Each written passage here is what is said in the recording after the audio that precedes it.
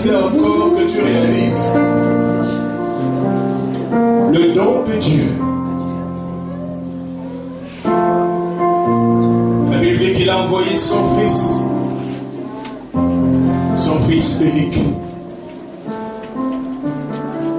Elle a été meurtrie,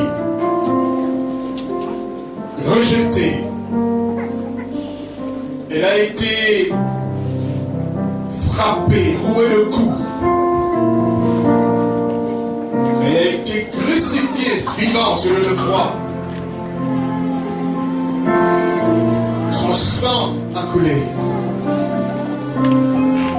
Parce que Dieu pensait à toi. Et il fallait que Dieu te réconcilie avec lui. Et il n'y avait qu'un seul moyen. Il fallait que le sang d'un innocent coule. Il fallait que le sang d'un homme sans péché coule. Il n'y avait aucun être humain vivant sur la terre qui remplissait ces conditions. Parce que chaque homme qui naît sur la terre a le péché dans le sang. Il a fallu que Dieu fasse descendre son Fils dans un corps de femme pour qu'il naisse dans ce monde comme un homme unique, sans péché, sans aucune relation avec le péché. Et il fallait qu'il meure pour que nos péchés soient pardonnés. Parce que selon la loi divine, le salaire du péché, c'est la mort. Et Dieu a entrepris ce sacrifice pour que nous soyons sauvés. Par sa grâce, l'évangile, la bonne nouvelle du salut en Jésus-Christ est venue dans nos nations, est venue vers nous, jusqu'aux extrémités de la terre, en partant de Jérusalem. Et nous avons cru en ce Dieu-là. Et nous avons reçu Christ, mort et ressuscité pour nous. Et nous avons par la foi été sauvés. Nous avons été sauvés. Alléluia. Oh, quelle grande victoire. Tu as été sauvé. Tu es en chemin pour l'éternité. Nous sommes en chemin. Nous sommes sur le chemin de l'éternité. Alléluia. Et non seulement nous sommes sur le chemin de l'éternité, mais alors que nous sommes encore ici sur la terre, la main de Dieu est avec nous. Il nous garde, il nous protège. Il veille sur nous. C'est une bonne nouvelle, n'est-ce pas? C'est cela l'évangile. La bonne nouvelle de Jésus-Christ qui vient pour nous sauver. Et c'est aussi la marque de l'amour de Dieu. Car il dit, Dieu a tant aimé le monde, l'homme, qu'il a donné son Fils unique, il a offert en sacrifice son Fils unique, afin que quiconque croit en lui ne périsse point, mais ait la vie éternelle. J'étais sur le chemin de la mort, je sais sur le chemin de l'enfer, et un jour, Dieu est venu vers moi. Il a envoyé quelqu'un me parler de Jésus. J'étais dans la religion, j'étais catholique depuis que j'étais enfant, mais je ne connaissais pas Dieu, je n'étais pas sauvé. J'allais à l'église, mais je n'étais pas sauvé, je ne connaissais pas Dieu. C'était la religion ne sauve pas. Ce qui sauve, c'est la foi en Jésus-Christ, le Fils de Dieu.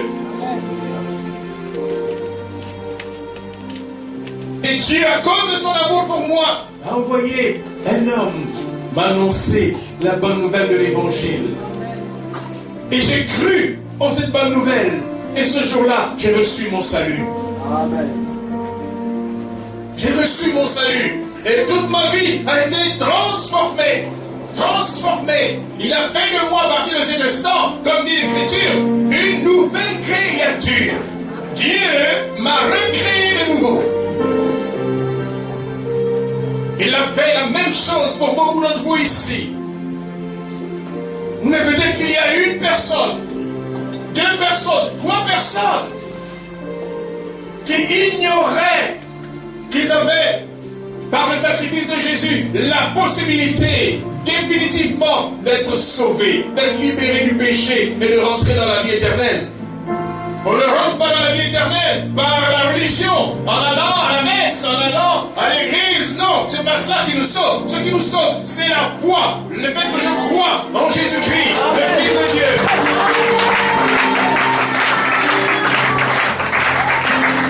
C'est aussi simple que cela. Il y a peut-être quelqu'un ici ce matin qui, comme moi, pendant longtemps, était dans la religion, mais qui, en réalité, ne connaissait pas Dieu. Ce matin, j'aimerais que tu fasses un pas de foi pour appeler Jésus-Christ, le Fils de Dieu, qui est mort sur la croix pour tes péchés. Il l'a déjà fait. Il ne reviendra plus le faire. Ta seule responsabilité, c'est de l'accepter et de le recevoir pour toi personnellement. Personne ne le recevra à ta place.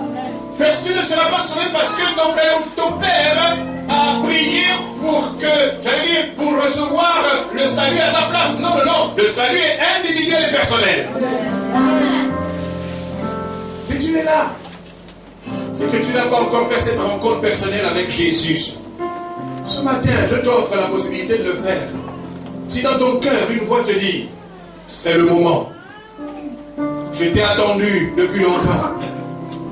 Aujourd'hui, c'est le moment pour toi de recevoir la vie et la vie éternelle.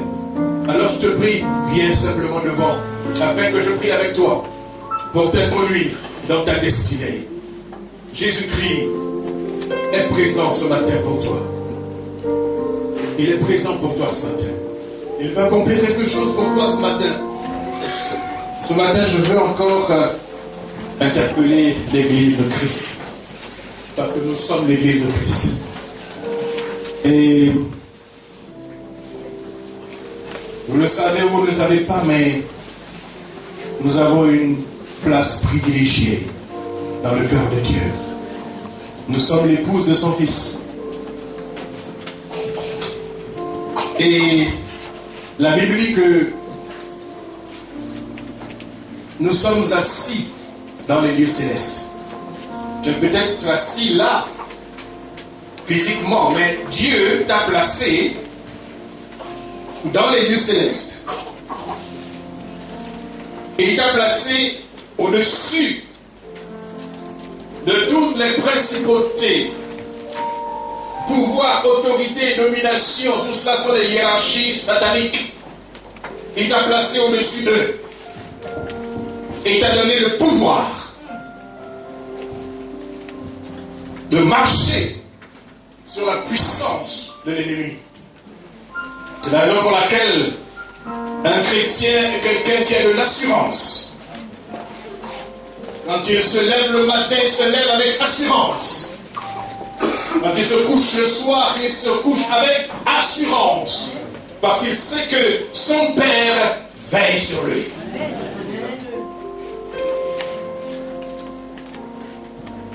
Vous savez, parfois les gens disent que, t'entendez des chrétiens dire, ah, hier vraiment, un sorcier m'a attaqué et j'ai eu tel problème. Faux, le sorcier ne peut pas t'attaquer. Ça, c'est les réminiscences de quand on était sans Jésus. Et parfois, ces réminiscences-là nous poursuivent encore. J'aimerais te dire qu'aucun sorcier, aucun magicien n'a le pouvoir de te toucher. Amen. Vous savez, un jour, alors que les enfants d'Israël étaient partis d'Égypte, ils ont traversé le désert, maintenant ils rentraient dans la terre promise. Et le roi de Moab, qui s'appelait à l'époque Balak, ne voulait pas que les enfants d'Israël passent sur son territoire. Et il a appelé un prophète, un devin qui s'appelait Balaam. Il a dit, viens ici, je vais te donner beaucoup d'argent, mais maudis-moi ce peuple-là. Balaam, qui était un peu cupide,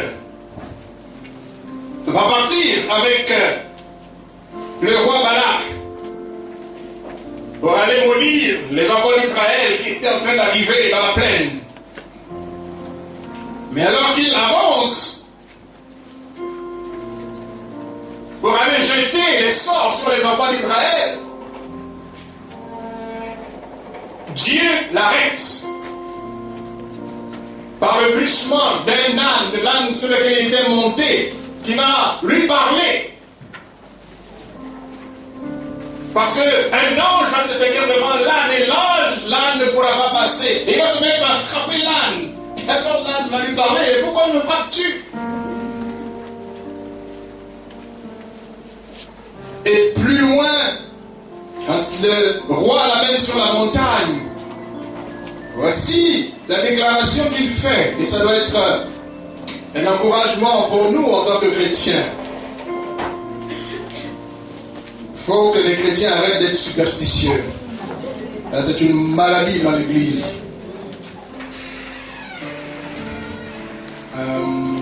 Dans le livre Nombre, au chapitre 22,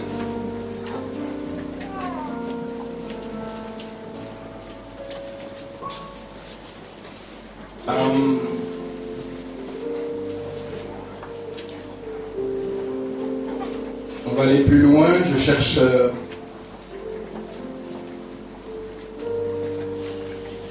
je pense au chapitre 23.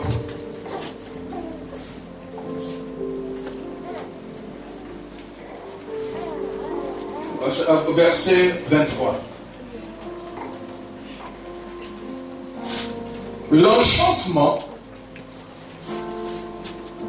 c'est-à-dire la magie, la sorcellerie, ne peut rien contre Jacob,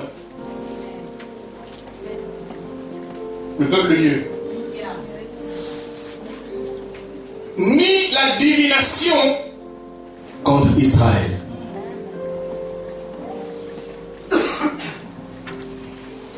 De la même manière que Dieu dit par la bouche de Balaam que la sorcellerie, la magie ne peut rien contre Jacob, de la même manière il dit que la sorcellerie, l'enchantement ne peut rien contre toi, Église de Christ. Amen.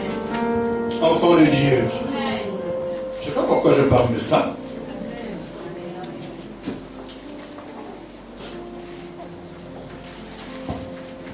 Père, dans le nom de Jésus, je lis tout esprit de superstition dans la vie de ton enfant.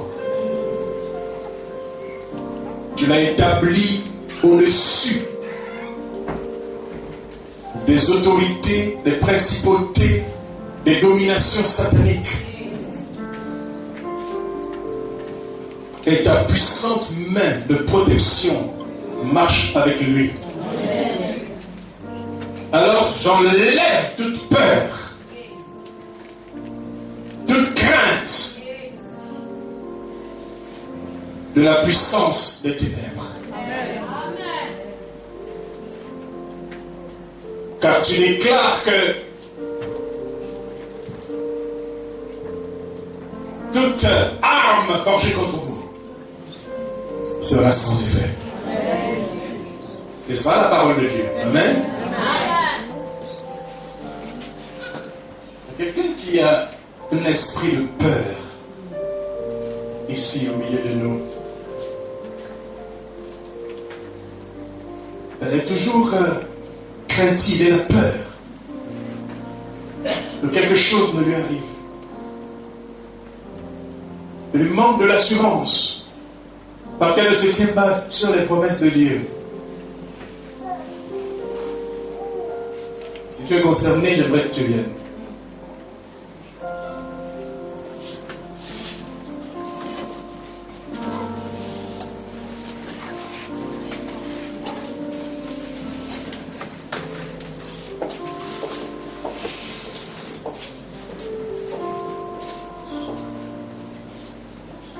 Libérer de la peur. Moi j'étais comme ça aussi avant. peur ne vient pas de Dieu.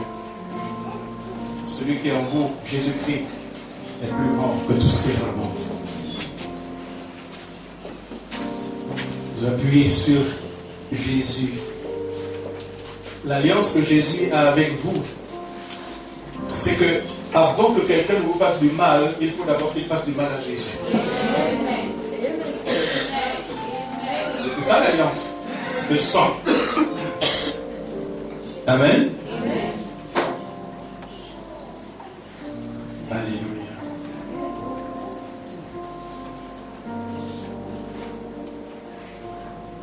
Père, ce matin,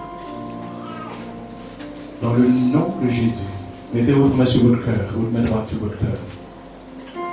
Dans le nom de Jésus, je chasse tout esprit de peur, de crainte dans la vie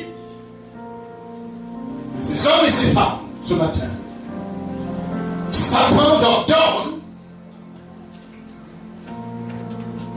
que tu libères maintenant la vie de ces hommes et de ces femmes dans lesquels tu as instillé la crainte. Maintenant, je détruis cette peur. Je coupe tout lien avec l'esprit de peur en vous. J'extirpe cette peur. Elle sort de vous maintenant et est jetée dans les lieux arides. Au nom de Jésus-Christ. Je plante en vous maintenant l'assurance, la sécurité. Je plante en vous l'assurance de votre position en Christ Jésus.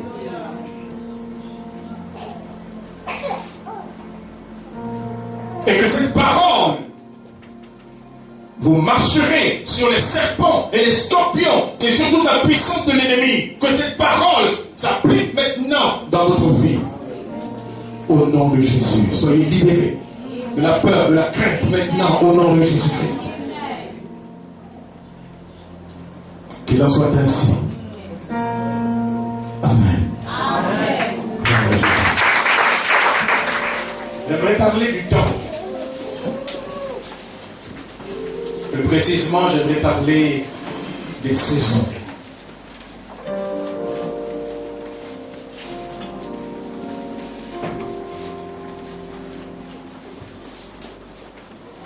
Le monde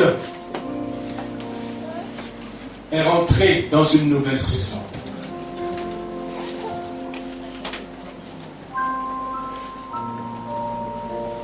Vous savez, en août, septembre, lorsque nous voyons les manguiers en fleurs,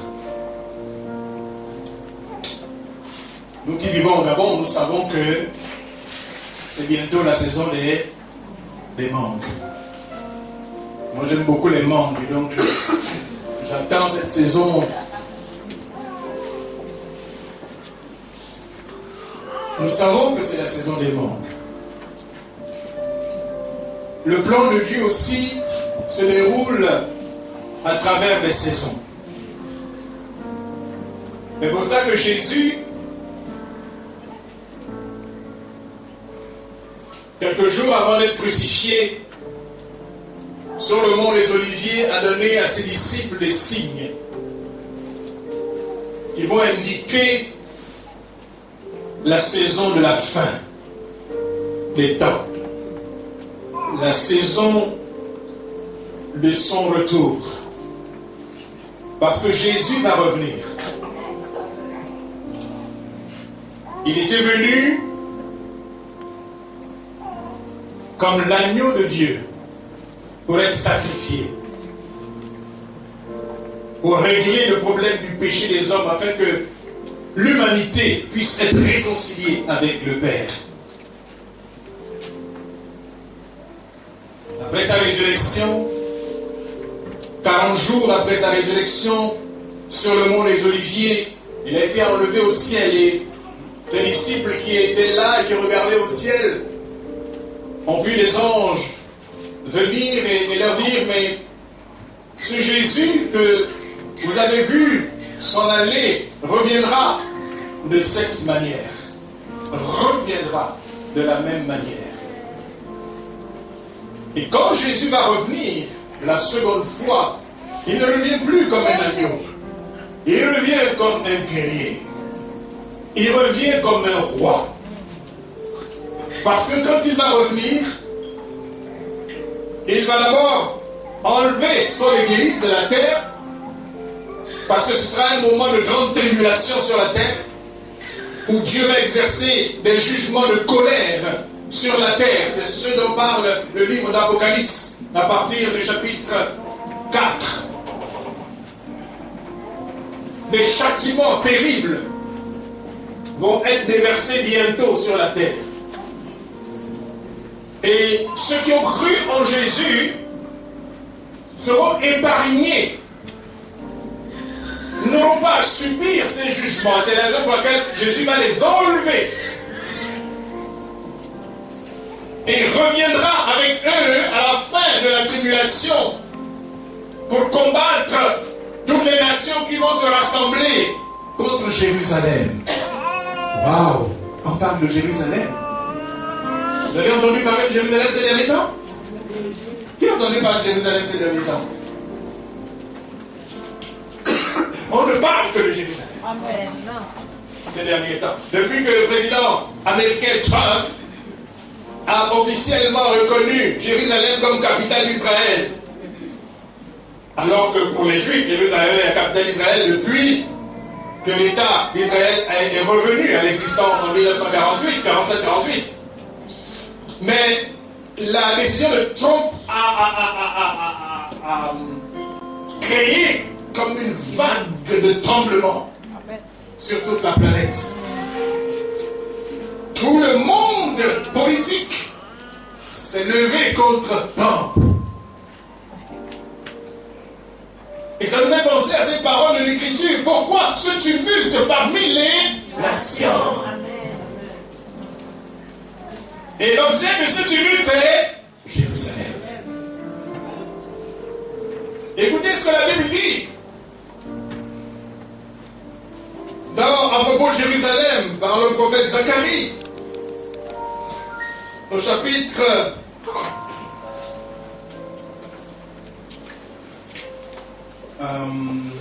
'c'est bon, retrouver ça.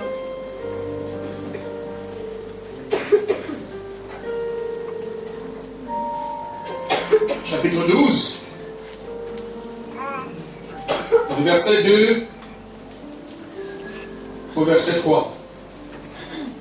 Marquez ça en rouge dans votre Bible. Bon, je sais que beaucoup n'ont pas de Bible, hein? Là, c'est les téléphones. Mais par contre, même si vous avez des téléphones, achetez des Bibles en papier. Sinon, les imprimeries qui impriment les Bibles vont fermer.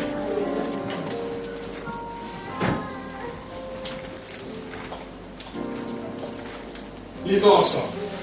Voici, je ferai de Jérusalem une coupe d'étourdissement pour tous les peuples d'alentour et aussi pour Juda dans le ciel de Jérusalem. Je ferai de Jérusalem une coupe d'étourdissement pour tous les peuples d'alentour. Bref, toutes les nations arabes qui entourent Israël. Jérusalem, Dieu dit, il fait de Jérusalem une coupe d'étourdissement pour toutes ces nations. Ces paroles prophétiques ont été écrites presque 400 ans avant Jésus-Christ. Elles n'ont jamais trouvé leur accomplissement que maintenant. Que maintenant. Et il continue, le prophète Zacharie continue en disant, c'est Dieu qui parle. En ce jour-là, je ferai de Jérusalem une pierre pesante pour tous les peuples. Tous ceux qui la soulèveront seront meurtris. Nous assistons exactement à cela aujourd'hui. Les nations veulent essayer de soulever Jérusalem.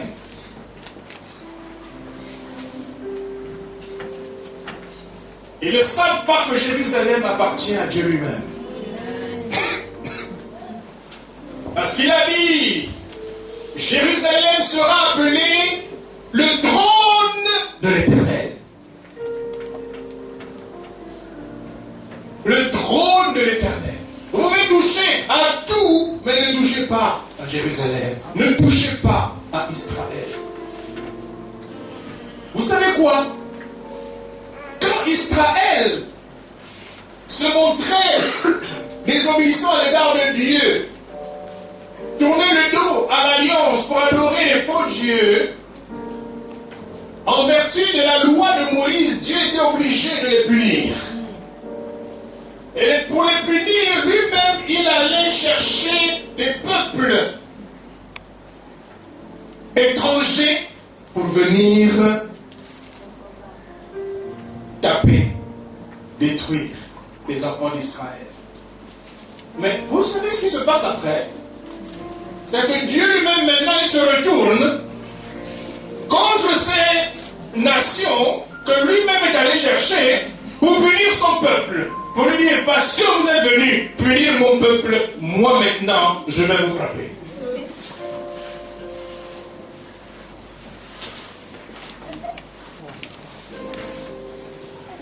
Ce que nous voyons en ce moment nous indique, mes amis,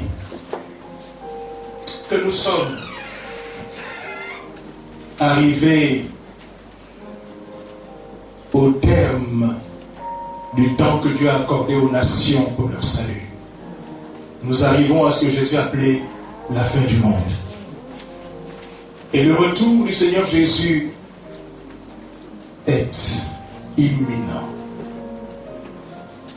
Vous savez, lorsque ces événements sur Jérusalem se produisent, j'entends très peu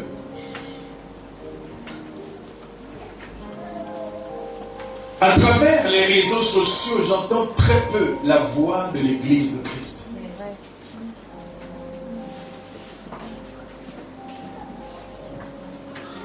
Il semble que pour l'Église de Christ, c'est des choses qui ne la concernent pas. Ce qui se passe pour Jérusalem ne la concerne pas. Et cela est une grave erreur. C'est là l'image d'une église qui ignore la saison dans laquelle elle se trouve. Et Jésus avait averti. Lorsqu'il parlait aux Juifs, il leur disait: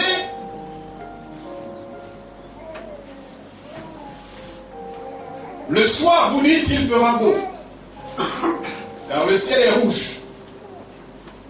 Et le matin, il y aura de l'orage aujourd'hui, car le ciel est d'un rouge sombre. Vous savez discerner l'aspect du ciel, et vous ne pouvez discerner les signes des temps. Et le prophète Jérémie, au travers de lui, le Seigneur également tire ce constat. Il dit, même la cigogne connaît dans les cieux sa saison. Vous savez que pour eux, connaître la saison est une question de vie ou de mort. Parce que ce sont les oiseaux qui changent de territoire en fonction de la saison. Quand la saison de quitter l'Europe vient, notamment l'hiver, quand les signes de l'hiver arrivent, elle migre vers les terres chaudes. Et c'est pour cela que vous les voyez voler à travers les continents en bande. Elles voyagent ensemble. Mais il arrive que certains certains soient étourdis, ne suivent pas et sont laissés derrière. Et ceux-là qui sont laissés derrière, qui ne sont pas partis avec les autres, parce que une nouvelle saison va arriver, vont mourir.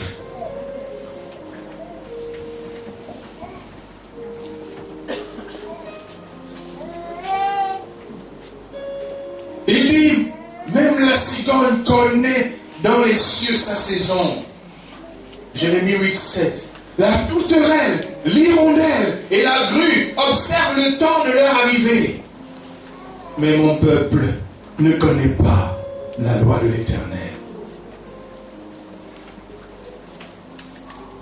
Chrétiens, disciples de Christ, savons-nous en quelle saison nous sommes?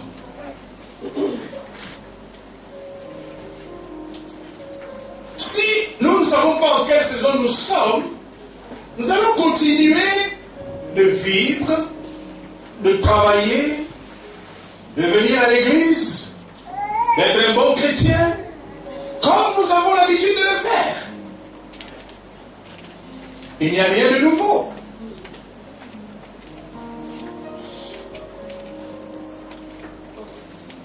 Mais lorsque nous savons que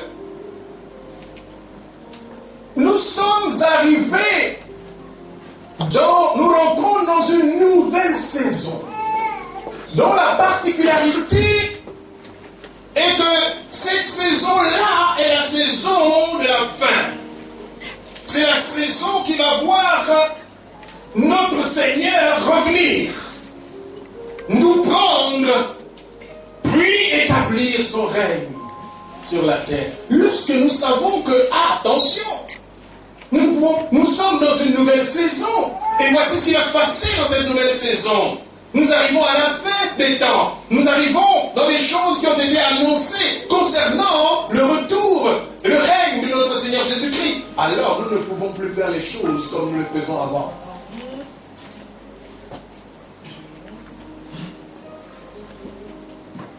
Chaque saison a ses fruits.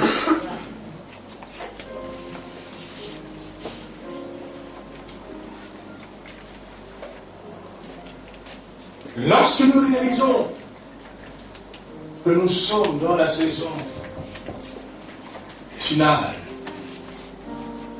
alors nous posons la question de savoir ce que nous devons faire. Dans cette saison finale,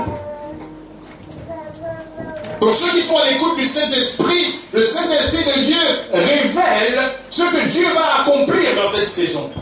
J'étais en train de... J'ai reçu un document hier et je veux partager.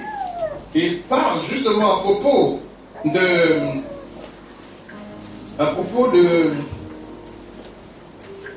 ce qui s'est passé avec la reconnaissance de Jérusalem, et il indique maintenant ce qui va suivre selon les Écritures.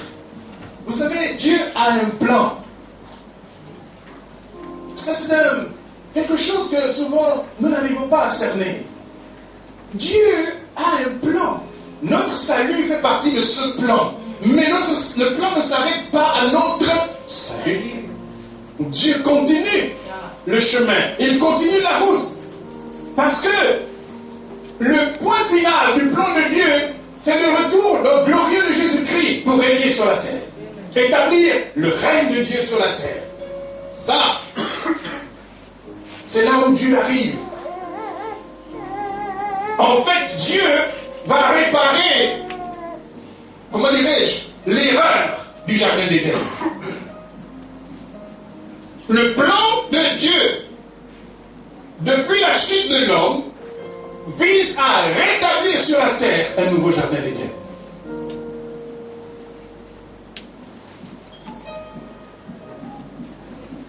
Et ce nouveau jardin d'Éden sera placé sous l'autorité du second Adam. Et qui est le second Adam? Jésus-Christ. Quand vous lisez Isaïe 11, il vous décrit la vie sous le règne millénaire de Jésus-Christ. Ce sera un règne où la paix dominera sur toute la surface de la terre. Et la terre sera remplie de la connaissance de l'Éternel.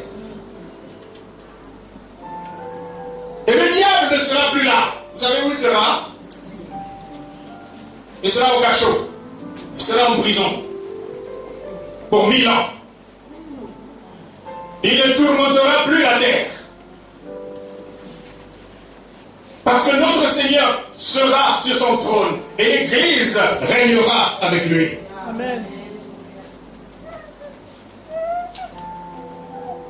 Donc, lorsque nous savons que nous rentrons dans une saison, il faut se poser la question, qu'est-ce que nous devons faire? 1 Chronique 12, 32 nous parle des fils d'Issachar, une des 12 tribus d'Israël qui avait un don particulier, c'était d'avoir l'intelligence des temps, la connaissance des temps, des saisons. La Bible dit, pourquoi avait-il ce don? Pour savoir ce que devait faire Israël. La connaissance des temps, des saisons nous est donnée, nous, pour savoir ce que nous devons faire. Alors la question est, que devons-nous faire dans cette saison? Ok, je voulais vous lire rapidement ce point. Vous avez une idée. On parle des événements à observer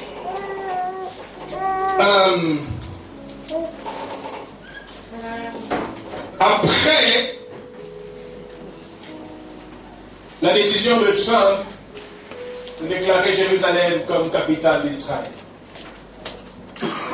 C'est un événement prophétique et ça soulève les nations. La prochaine étape dont nous allons entendre parler très bientôt, c'est la construction du dernier temple de Jérusalem. Amen. Parce que la Bible nous dit que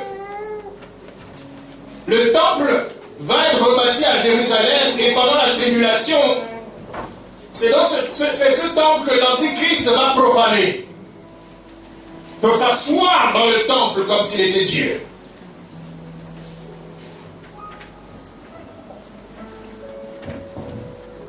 On pense qu'à ce moment-là, le troisième chose qui va se passer, c'est l'enlèvement de l'Église. Peut-être aussi avant la construction du temple, parce que bon, il n'y a pas de chronologie, mais ce sont les événements qui vont se produire. La grande tribulation va suivre normalement l'enlèvement de l'Église. Mais il y a aujourd'hui beaucoup de gens qui disent que l'Église va passer par une partie de la tribulation. C'est une théorie de plus en plus qui se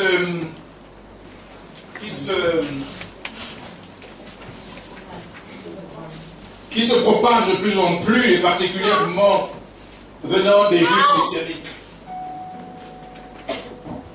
Et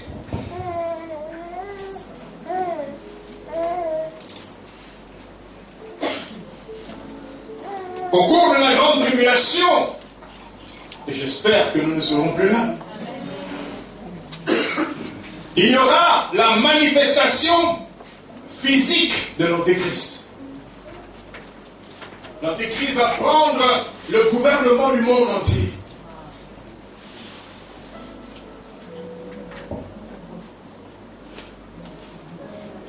Pendant la tribulation, 2 prophètes vont exercer un ministère puissant. Dans le livre de l'Apocalypse, on ne donne pas les noms des prophètes, mais on sait aussi qu'il y a 2 grands prophètes parmi les serviteurs de l'Éternel qui n'ont pas connu la mort physique. Il semble que ces 2 personnes qui sont montées au ciel vivants reviendront jouer un rôle majeur pendant la période de la tribulation. c'est Enoch et Élie.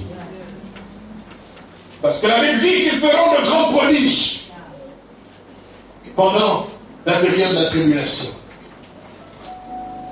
Mais ils vont être tués par les armées de l'Antéchrist et leur corps sera exposé pendant 3 jours et toutes les nations de la terre se réjouiront parce qu'ils sont morts, mais un esprit de vie leur sera donné et ils ressusciteront et monteront au ciel. Il semble, on parle d'Enoch et d'Élie. À la fin de la tribulation, on devrait assister à la dernière guerre, la bataille d'Armageddon, où toutes les armées vont se rassembler. Ça a commencé. La Turquie, aujourd'hui, se lève pour rassembler les nations contre Jérusalem. Or, la Turquie est le pays qui est directement situé au nord d'Israël et dont la Bible parle.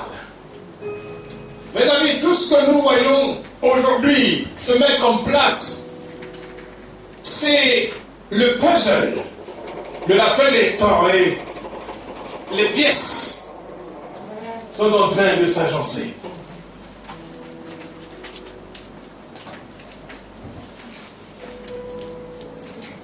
Après la bataille d'Armageddon, Christ reviendra avec les saints, détruira les armées, les rois qui sont venus contre Jérusalem. La bête, le faux prophète seront jetés dans les temps de feu. Satan sera lié et jeté dans un cachot pour 1000 ans. Christ s'assiera sur son trône pour juger les nations. Et les nations seront jugées en fonction de leur attitude à l'égard des enfants d'Israël pendant la période de la tribulation. Il y aura d'un côté les brebis, ce sont toutes les personnes, toutes les nations qui auront fait du bien aux enfants d'Israël dans cette période de la tribulation. Jésus les mettra à droite. Et il les fera rentrer dans le royaume millénaire avec lui. À sa gauche, il y aura les boucs. Et les boucs, ce sont toutes les nations qui ont massacré, qui ont fait du mal à ses frères.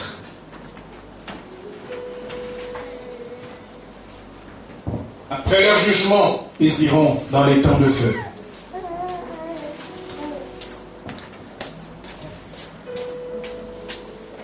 Voilà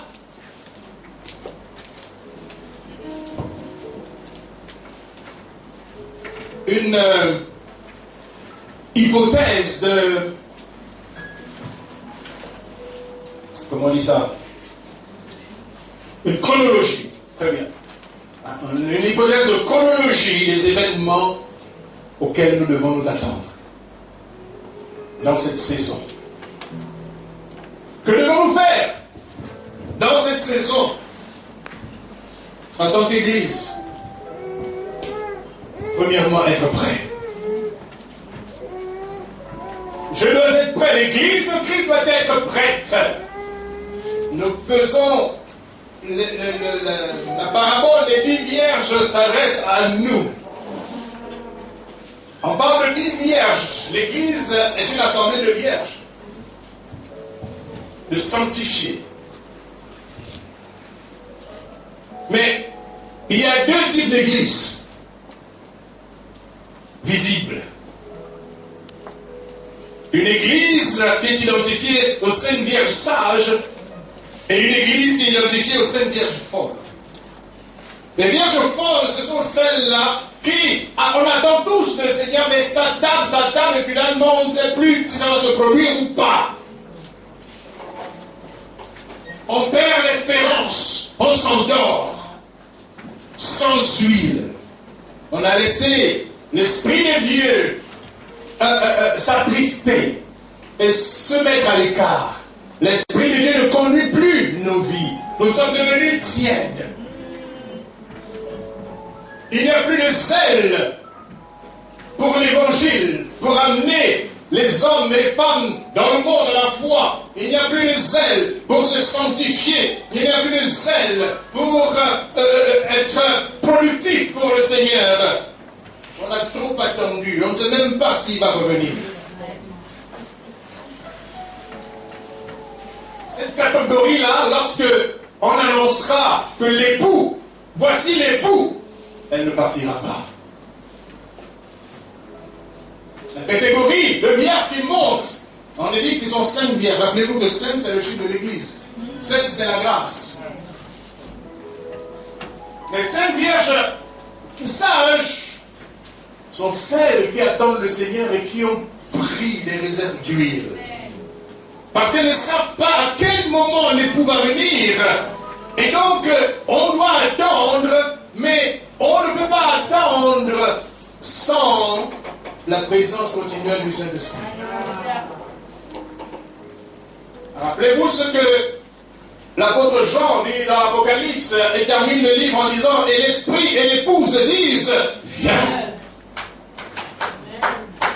Le Saint-Esprit associé à l'Église prête, les vierges prêtes, déclare au Seigneur, Seigneur, maintenant, ton épouse est prête, tu peux venir la chercher.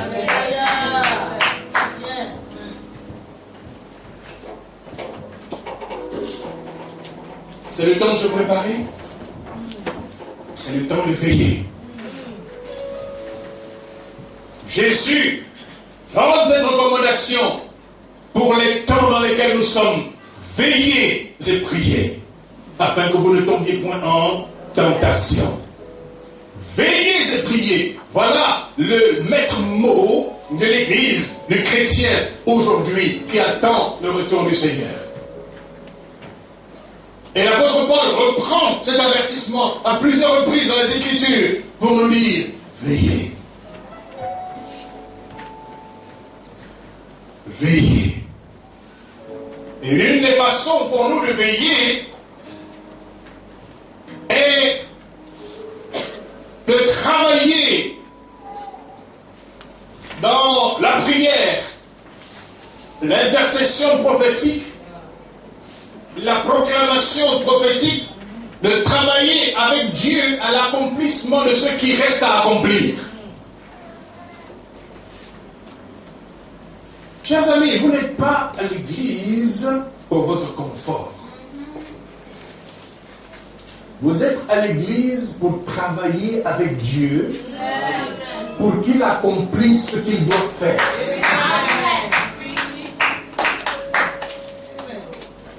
Et c'est la raison pour laquelle il vous donne des dons, des talents, le Saint-Esprit. Parce que vous êtes le peuple avec lequel Dieu veut travailler sur la terre.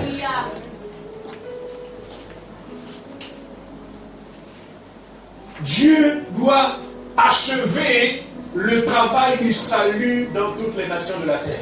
Ça veut dire que toutes les personnes de vos familles doivent connaître le Seigneur Jésus.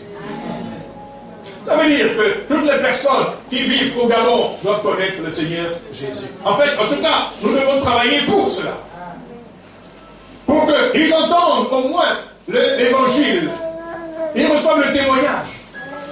Et dans toutes les nations de la terre, toutes les personnes qui n'ont pas encore reçu Christ doivent entendre l'évangile.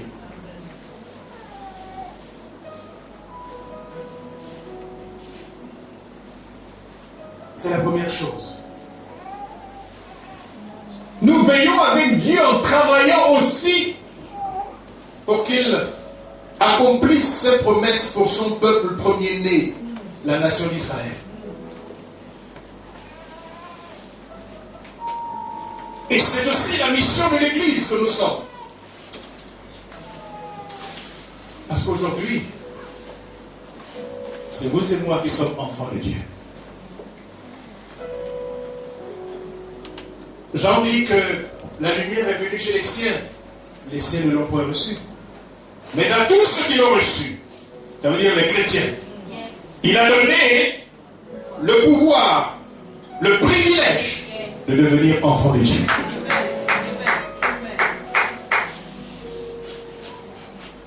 Il a fait de nous des fils. Et le fils, la particularité du fils, c'est qu'il travaille pour les intérêts de son père. Amen. Il s'occupe des affaires de son père. Donc dans cette saison, chers amis, l'appel de Dieu à notre génération qui est la dernière, c'est qu'en tant que fils, il dit, j'ai besoin de vous pour accomplir le travail que j'ai à faire avant le retour de mon fils, avant l'établissement de mon règne.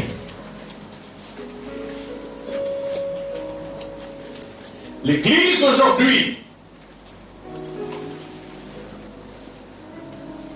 l'Église de notre génération a donc une mission qu'aucune autre génération d'Église n'a eue avant elle.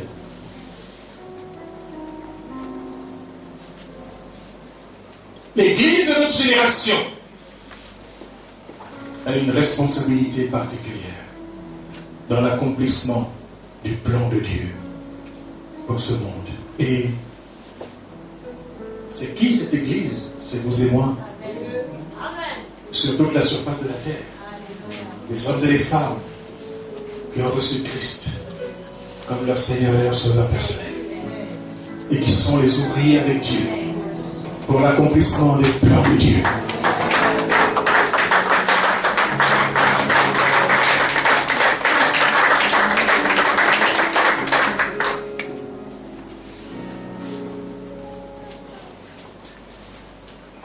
Et Dieu a mis en place des stratégies pour nous aider à travailler avec lui, pour le salut des nations, le salut d'Israël. L'une de ces stratégies, c'est la veille de 24 heures sur 24, 7 jours sur 7, aux portes de Jérusalem.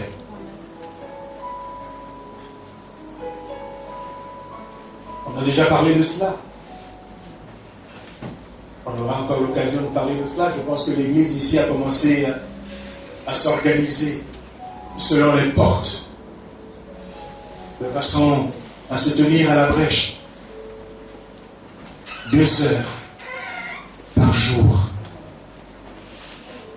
Prions, intercédant pour le salut des nations depuis les extrémités de la terre jusqu'à Jérusalem.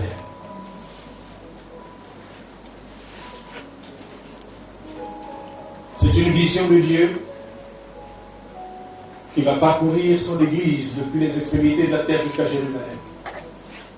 Et alors, l'Église de Dieu sur la terre deviendra réellement ce que Jésus avait dit, ma maison sera appelée une maison de prière pour tous les peuples. C'est une prophétie. Parce que là où Jésus disait cela, au temple de Jérusalem, le temple a été détruit. Mais l'Église aujourd'hui, la maison spirituelle que Dieu bâtit sur la terre. Nous ne sommes pas sauvés pour nous... comment on dit ça? C'est quand vous êtes sur la plage, là vous êtes sur le fauteuil, vous êtes... non, on n'est pas sauvés pour nous détendre sur la plage. On est sauvés pour travailler avec Dieu. Qui a dit qu'on obtient une récompense sans avoir travaillé?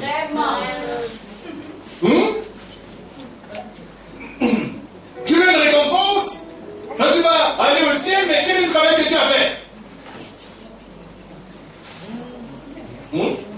Le Seigneur a dit, à celui qui vaincra, je donnerai. Amen. Je vous ai gardé longtemps ce matin. Je vais m'arrêter ici pour qu'on continue la journée longue. Gloire à Jésus. Prions ensemble. Seigneur, nous bénissons ton Saint-Nom. Seigneur, nous croyons que tu vas te servir de tout ce qui est sorti ce matin pour éclairer tes enfants, éclairer tes serviteurs et tes servantes, afin qu'ils connaissent la saison dans laquelle nous sommes maintenant, et qu'ils se lèvent afin de faire de ce que tu as prévu que ton Église accomplisse avec toi dans cette saison. Te bénissons, Père, pour l'esprit de révélation que tu déverses sur chacun. Seigneur, afin que les livres qui étaient fermés, qui étaient scellés, soient ouverts. Qu'ils reçoivent la pleine révélation de ce que tu es en train de faire. Et qu'ils se lèvent et se tiennent avec toi. Travaillons avec toi pour l'accomplissement de tes desseins sur la terre. Préparant ainsi le chemin de ton retour et de ton règne. Au nom de Jésus. Amen.